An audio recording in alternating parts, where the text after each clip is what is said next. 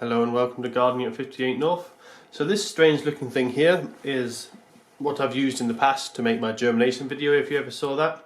I didn't have any sheets of glass or perspex, so I used basically what I could find, which was just basically a 2-litre drinks bottle which I cut in half and flattened, filled it with compost and put a runner bean seed inside. So the runner bean has been growing on here quite happily, even though the roots have had light shining on them. I grew this inside for a little while just for the germination sequence, and then I had it growing up the drain pipe on my balcony all summer. So since then it's been outside.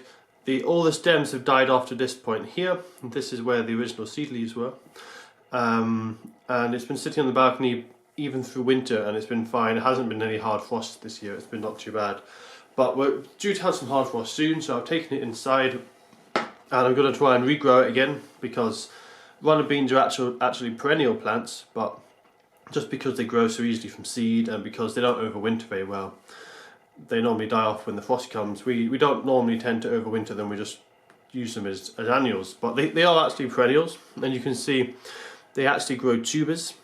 Unfortunately, this one isn't a very good example. The tuber is quite thin. You can see it's basically just looks like a swollen root, but you can get quite big tubers, and I've seen them before like potatoes.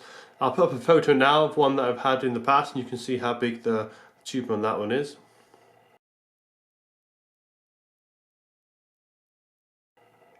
So as you saw, they do have quite big tubers sometimes. This one is quite thin, just like an elongated root. I think the reason for that is this didn't grow very well, hasn't got a lot of soil in here, so it didn't get very big. But I'm gonna keep it in the warmth now. If I've got time, I'll put a time lapse on it, see what kind of new roots start growing. What's going to happen is this point here will start growing new shoots. I used to have one in my house before when I was a child, and I think it was about 5 or 6 years old, the runner bean. It just kept growing every year, again and again and again. Used to die back because it had red spider mite in winter, but it just kept regrowing from this point here. So it naturally dies back to this point, and then it will resprout some new shoots. So it'll be interesting to see how that does. Runner beans, I've grown them as houseplants before, and they do actually do okay as a houseplant.